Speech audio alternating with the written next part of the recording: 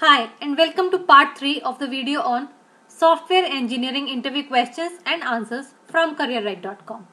Describe function points as a unit of sizing of software. Function point is software metric used to measure the functions that software must provide to the user. The benefit of using function point over SLOC is that it is independent of the developer's experience and technology or programming language being used. It begins by identifying functional user requirements and categorizing each of them into outputs, inquiries, inputs, internal files, and external files. Next, the function is identified for its complexity and it is assigned a number referring to function points. Each of these functions must map to a user requirement. The technique is very commonly used for estimating software costs. The benefit of using function points is that it is requirement based and not technology specific. Any business analyst can estimate the cost using this technique rather than a technical experienced developer.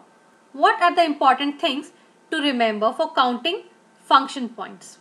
The important things to remember are: count number of functions in each category, apply complexity weight factors, apply environmental factors, calculate complexity adjustment factor, compute adjusted functional points, and convert to LOC. What are the advantages of function points analysis? The advantages of function points analysis are: it can be applied early in the software development lifecycle. It is independent of the programming language, technology, and techniques. It provides a reliable relationship to effort. Creation of more function points can define productivity goal as opposed to LOC. Productivity of projects written in different languages can be measured. They can be counted early and often. They can be used for GUI systems. It considers environmental factors. What are the disadvantages of function point analysis? The disadvantages of function point analysis are: it needs subjective evaluations with a lot of judgment involved. Many effort and cost models are based on LOC, so function points need to be converted. Less research data is available on function points as compared to LOC. It is performed after creation of design specifications. Describe feature points as a unit of sizing of software. Feature points are not commonly used as a software estimating technique anymore. The approach was described for certain types of functionality by IFPUG method. It destabilizes the focus on pure elementary process content. There are no standards depicting use of feature points for software estimation. The idea was to identify main features of the software and estimate cost based on that. The approach failed as a feature could be very difficult and complex compared to another feature and hence takes many times more effort to build. What are the important things to remember for counting feature points? The important things to remember for counting feature points are: count feature points, continue the feature point count by counting the number of algorithms, weigh complexity, evaluate environmental factors, calculate the complexity adjustment factor, multiply the raw feature point count by the complexity adjustment factor, convert to LOC using the function point translation table. What are the main advantages of feature points analysis? The main advantages of feature points analysis are: it is an excellent approach to be used in size estimation of algorithmically intensive systems. It is independent of the programming language, technology, and techniques. It provides a reliable relationship to effort. Productivity of projects written in different languages can be measured. They can be counted early and often. They can be used for GUI systems. It considers environmental factors. What are the disadvantages of feature point analysis? The main disadvantage is the subjective classification of algorithmic complexity. Describe Blitz modeling as a unit of sizing of software.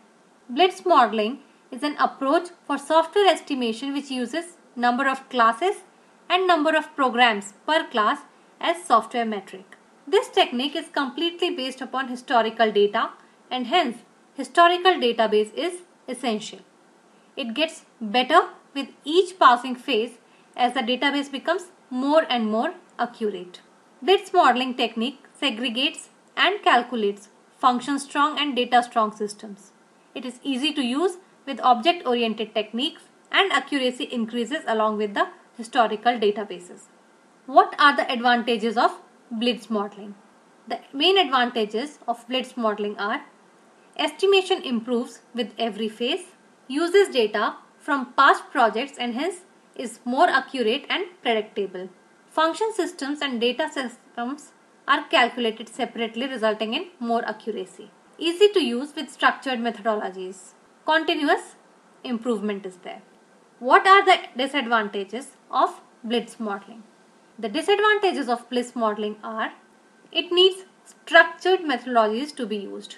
Estimation cannot occur till complete design is ready.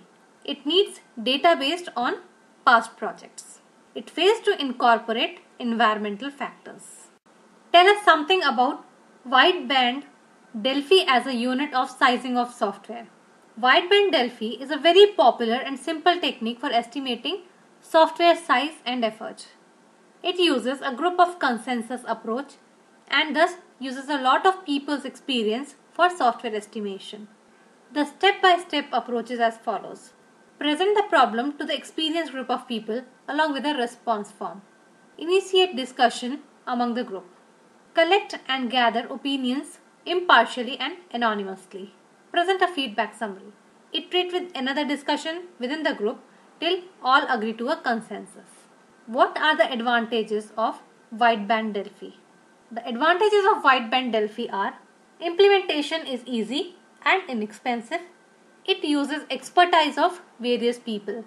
All participants become better educated about the software. It doesn't need historical data. It is used for high level and detailed estimation. More accurate results than LOC are provided. What are the disadvantages of Wideband Delphi? The disadvantages of Wideband Delphi are: it is difficult to repeat again and again with different group of experts. You can possibly reach consensus on incorrect estimate. False sense of confidence is developed at times. Experts may all be biased in the same objective direction. Explain the steps involved in software size, effort duration and cost estimating. The steps involved in software size, effort duration, cost estimating are: establish cost estimation objectives, develop a plan for estimation activities, plan for resources, clarify software requirements, explore details as much as possible, use several independent techniques, compare, understand, iterate estimates, review, estimate accuracy. Explain the concept of Cocomo estimating model. Cocomo stands for Constructive Cost Model. It is used for software cost estimation and uses regression formula with parameters based on historic data. Cocomo has a hierarchy of 3 accurate and detailed forms, namely basic, intermediate and detailed. The basic level is good for a quick and early overall cost estimate for the project, but it is not accurate enough. The intermediate level considers some of the other project factors that influence the project cost, and the detailed level accounts for various project phases that affect the cost of the project. What are the advantages of Cocomo estimating model? The advantages of Cocomo estimating model are: Cocomo is factual and easy to interpret. One can clearly understand how it works. It accounts for various factors that affect cost of the project. It works on historical data and hence is more predictable and accurate. What are the disadvantages of Cocomo estimating model? The disadvantages of Cocomo estimating model are: Cocomo model ignores requirements and all documentation. It ignores customer skills, cooperation, knowledge and other parameters.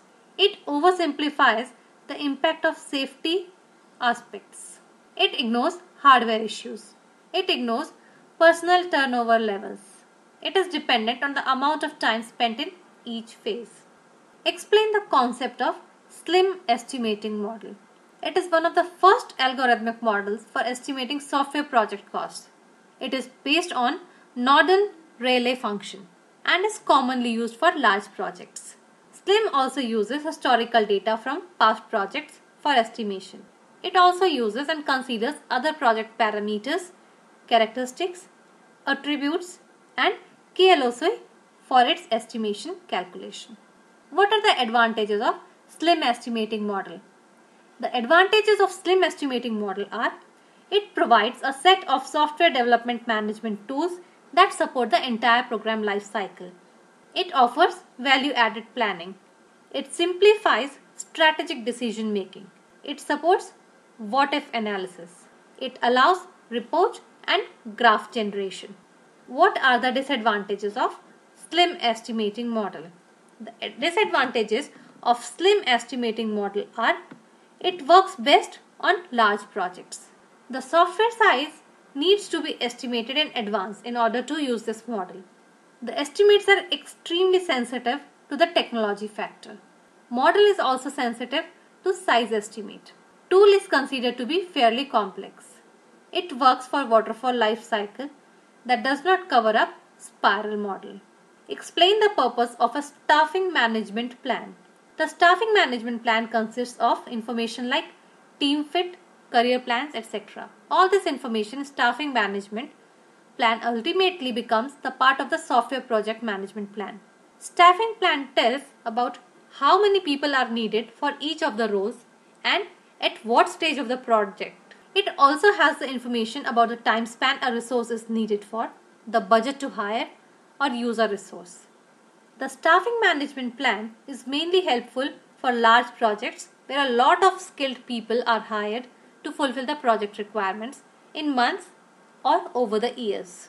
Why is scheduling important? Scheduling is the way we actually manage a project. Without scheduling, nothing or nobody is managing the project, which leads to its failure. Scheduling describes guidance and pathway for a project to run. It defines certain milestones and deliverables which need to be achieved on a timely basis for successful completion of the project. Monitoring the schedule provides an idea about the impact of current problems on the project and provides an opportunity to enhance or reduce the scope of milestone or phase in the project.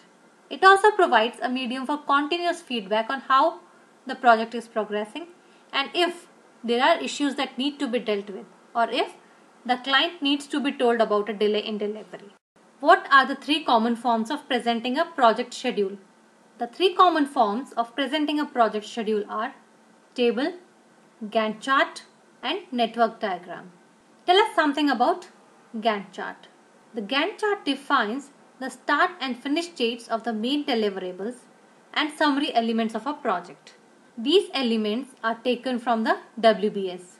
The Gantt chart might also show dependencies between various deliverables and activities. They are usually used to show current status using % complete shadings. What are the methods of schedule analysis? There are two prominent methods of schedule analysis. One, CPM, that is critical path method. Two, PERT, that is program evaluation and review technique. What do you know about CPM? Critical path method is a mathematical algorithm for project scheduling. It includes creating a model of the project including all WBS activities and deliverables, duration for each activity to complete, dependencies among activities.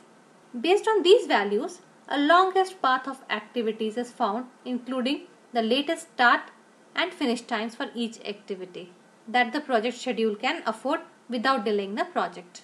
This helps in identifying the critical activities. The critical path is determined, that is, sequence of project activities encompassing the project. This is the shortest duration need for project completion. Any delay in any of these activities will delay the project. This kind of analysis and information then allows managers to monitor and prioritize project activities more efficiently. Differentiate between an activity constraint and a resource constraint schedule. A resource constraint schedule is a project schedule in which all the start dates and end dates are based upon availability of resources needed. This incorporates resource leveling and is a good approach for projects that need highly skilled resources. Contrary to this, an activity constraint schedule is a project schedule where activities are planned and scheduled primarily on the basis of their dependencies on other activities that need to be completed first. This kind of approach is more suitable for large projects with enough resources available but which have high integration needs, increasing dependencies between different activities. What are the challenges in gathering software requirements? The main challenges in gathering software requirements are SMEs and business owners are not available always. There might be missed assumptions causing confusion. The business owners do not always know what they need. The business processes may not be clearly defined or may not be efficient. Business analysts must be able to use various modeling techniques to document all requirements clearly, which they might not be able to do. Requirements may not be clearly defined. Requirements may not be clearly understood. Lack of user feedback. Lack of documentation and manuals of existing system. Different perspective of different business owners. And there may be political issues among business owners. What are the methods of eliciting requirements? Following are the main methods of eliciting requirements. 1. Draw DFD, that is data flow diagram. Reading manuals, reading documentation, conducting user interviews, getting questionnaires filled. Tell us something about mind mapping as a technique for eliciting requirements.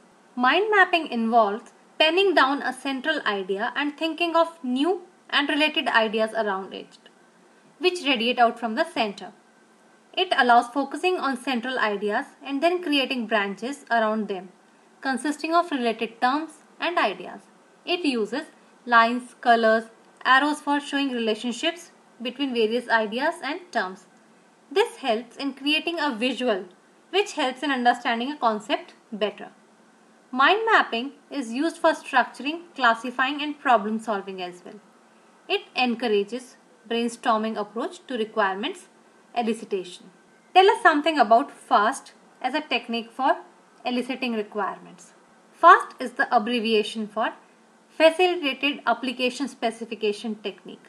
They are a collection of workshops that are held for identifying requirements. They are expanded and include planning, problem solving, re-engineering, etc. For each workshop, an agenda is set. It is usually conducted between developers and customers to understand requirements better, fulfilling the objectives of minimizing the expectation gap of the customer. The joint team of customer and developers then arrives at a set of requirements. Following are the guidelines to carry it out successfully. Meeting should be arranged at a neutral site. Establish a protocol for the meeting. Prepare a casual agenda and encourage ideas. Have an appointed facilitator. Use charts, boards, etc. Do not get into any criticism or arguments. A list of objects is collected that are part of the environment around the system to be built, produced by the system, or consumed by the system. Constraints, rules, and quality attributes are determined. What do you know about JAD for eliciting requirements? JAD, that is Joint Application Design, is similar to brainstorming. Unlike a couple of hours of brainstorming, JAD session lasts for typically about 3 days. JAD produces high-level specific software models including data, functions, and behavior. It also has a facilitator and includes documentation, fixed and accurate requirements, and business rules. It might include DFDs, object diagrams, ER diagrams, etc. as well. JAD is often combined with prototyping, leading to maximum efficiency for requirements elicitation process. What are the important things to remember for writing quality requirements? The guidelines for writing quality requirements are: be precise and accurate. Do not write huge paragraphs. Use terminologies consistently and provide a glossary of them. Discard duplicate requirements. Plan a structure for arranging requirements. Include business rules and constraints wherever necessary and provided. Identify various actors. Use tools to manage requirements and various versions. Provide comments and explanations wherever required. Use short and simple language and sentences. Use different perspectives while writing the requirements. And provide alternatives wherever possible.